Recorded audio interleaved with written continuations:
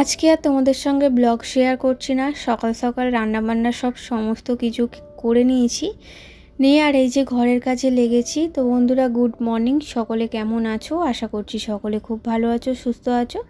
আমার নতুন আরেকটি ব্লগে তোমাদেরকে জানাই অনেক অনেক স্বাগত আর অনেক অনেক ভালোবাসা। তো এখন বাজে ওই সকাল 10টার মতো। এখন থেকেই তোমাদেরকে সাথে নিয়ে ভিডিওটা শুরু করছি।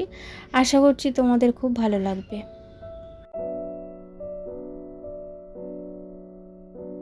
এতটা বেলায় কাজ শুরু করার কারণ হচ্ছে, সকালে উঠে না রান্নাটা তো করে নিয়েছি তোমাদের বললাম। তারপরে হচ্ছে আমার কাজের ঘরটা পরিষ্কার করছিলাম এতক্ষণ থেকে। পরিষ্কার করা হয়ে যাওয়ার পর এখন এই যে দালানটা করছি। একদিনে তো সমস্তটা করা যাবে না, তো দুদিন ধরে করতে হবে, কারণ এই দুটো ঘর আছে, রান্নাঘর আছে, দালান আছে। তাই জন্য আজকে কি করলাম বলো তো, আজকে ওই কাচের ঘরটা পরিষ্কার করে নিয়েছি। আর এখন এই যে দালানটা করব এই পর্যন্তই। কালকে আবার এই বাকি দুটো ঘর করব, রান্নাঘর আর আমার আর কি যে ঘরটা থাকে ওই ঘরটা করতে হবে। তো সমস্ত কিছু বয়ে বয়ে সব আর কি রেখে আসছি, কারণ এইগুলো ধুলো পড়ে যাবে, যখন ঝুল ঝাড়বো তখন এগুলো ধুলো পড়বে, সমস্ত কিছু কাচা গোছানো। তাই কিছুটা ওই ঘরে রেখে এলাম আর কিছুটা রান্নাঘরে রাখলাম। তারপরে এই যে কাজ শুরু করে দিয়েছি। তার থেকে বড় চিন্তা কি বলো তো, কাজের থেকে মেয়েকে স্কুলে দিতে যেতে হবে। আপাতত মনে হচ্ছে দিতে যেতে হবে। বেলায় যদি হাজব্যান্ড ফোন করে বলে যে ও নিয়ে যাবে, তাহলে আর আমার এই ঝামেলাটা থাকবে না। তো যাই হোক, এখন এই ঝুল ঝাড়া থেকেই আরম্ভ করলাম। আর কি বলো তো, আজকে ভয়েসটা দিতে একটু অসুবিধা হচ্ছে, কারণ কি বলো তো, এখন 3:30 মতো বাজে, কিন্তু আমাদের পাশের বাড়ি একটা পাখি আছে না, এত পরিমাণে আজকে ডাকছে যে কি বলবো।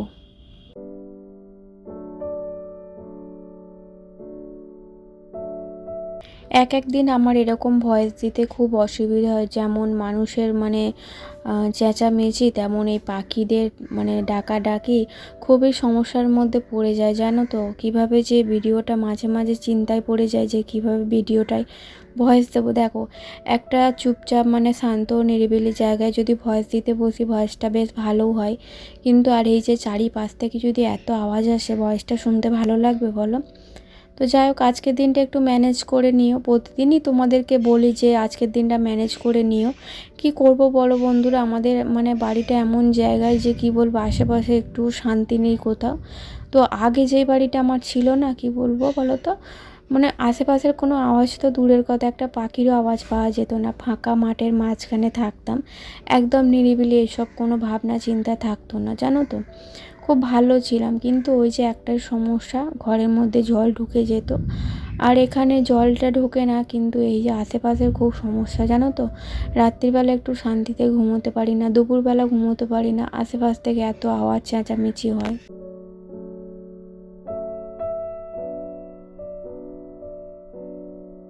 কিছুটা তো ঘর ছাড়া হলো, এখন এই যে পাখাটা একটু পরিষ্কার করে নিচ্ছি। আর আমার বাইরের পাখাটা না একদম নোংরা হয় না, জানো তো, একদম পরিষ্কার থাকে। কতদিন পাখাটা পরিষ্কার করিনি, কিন্তু একদম নতুনের মতো হয়ে আছে। আর জানি না ঘরের ভেতরের পাখাটা এত নোংরা হয় কেন। আর দেখো, এখানে গাছগুলো সরাতে গিয়ে জলটা সব উল্টে গিয়েছিল। বোতলের মধ্যে যে মানি প্ল্যান্ট গাছটা ছিল, ওই জলটা উল্টে গেছে। তো ওখানটা আবার শুকনো করে মুছে দিলাম, কারণ চারিদিকে তো ঝুল ধুলো পড়ে আছে, এগুলো আবার ওই জলের মধ্যে আটকে যাবে। আর এই ফ্রিজের মাথাটা একটু পরিষ্কার করে নিচ্ছি। ফ্রিজটা সবার শেষে পরিষ্কার করব, ভেতরটা, বাইরেটা তো এমনি মুছে নেব, ভেতরটা পরে পরিষ্কার করব। আর আমার তো ডাস্ট অ্যালার্জি আছে, খুব সমস্যা হচ্ছে, জানো তো। এই যে আমি এত ধুলো ঝাড়ছি, পরিষ্কার করছি, তো সকালবেলা কিন্তু এরকম নাকে বেঁধেই আমি ওই ঘরটা পরিষ্কার করেছিলাম, তাও কেন জানি না নাকের মধ্যে কীরকম হচ্ছে, আর শুধু হ্যাঁচি হচ্ছে। তো যতটা সহ্য করা যায় ওষুধটা একদম খাবার করি, যে যাতে না খেতে হয়, সহ্য করে থাকি, কিন্তু মাঝে মাঝে এমন হয়ে যায় ওষুধ না খেয়ে থাকতেই পারি না। তো যাই হোক, এখন সমস্ত কিছুটা ঝাড়া হয়ে গেছে, আর এই জায়গাটা একটু পরিষ্কার করে নিচ্ছি। আর এই বোতলগুলো সব ফেলে দেব। আমার হাজব্যান্ড বোতল কিনে এনেছিল, কিন্তু আমি ব্যবহার করিনি, জানো তো, তুলে রেখে দিয়েছিলাম। তো ভাবছি এই পুজোর সময় সব বার করাবো, তাই জন্যে এই বোতলগুলো সব ফেলে দিলাম। দিয়ে আর এই জায়গাটা একটু পরিষ্কার করে নেব। আর এখানের কাপড়টা যেটা পাতা ছিল ওটা পাল্টে আর এই কাপড়টা দেবো। এই কাপড়টা একটু পরিষ্কার আছে, আর ওই কাপড়টা খুব নোংরা হয়ে গেছে। আবার যখন এটা নোংরা হবে তখন এটা পাল্টে ওটা পাতবো।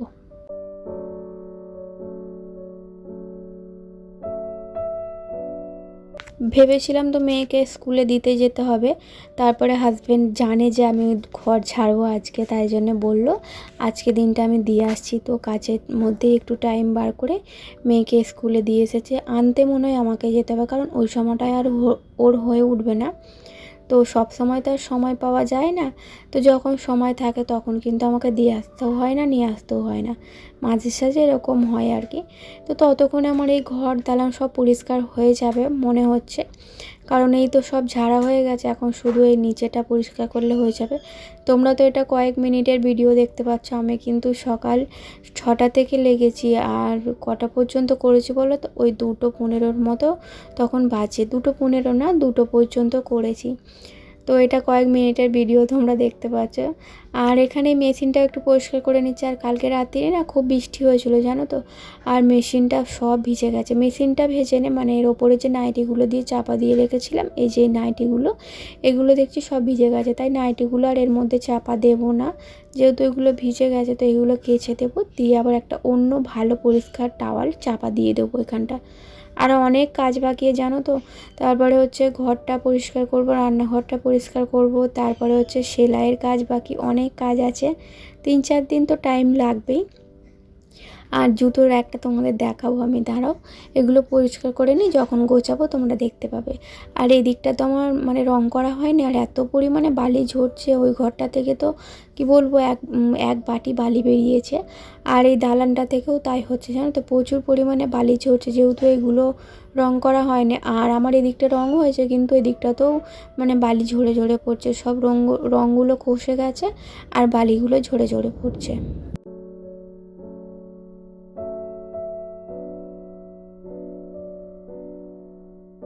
আজকে বৃষ্টি হয় না বলে তবু রেহাই আছে, কারণ এই ঘর ঝাড়াঝাড়ি করলে না ঘরের অনেক কিছু জিনিস বাইরে রাখতে একটু সুবিধা হয়।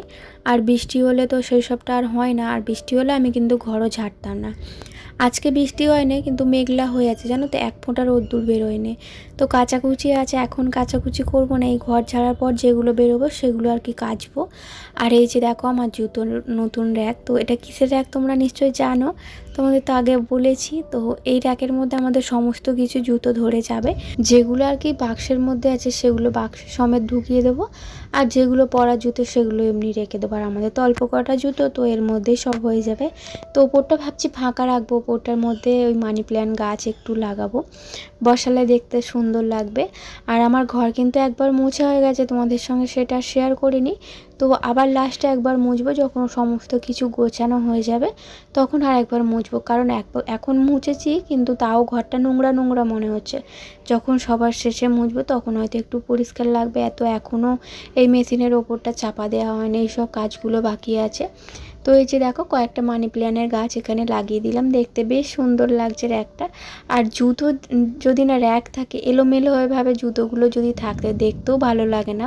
ঘরের মধ্যে যদি এরকম সাজানো গোছানো থাকে, ঘরটাও বেশ দেখতে সুন্দর লাগে।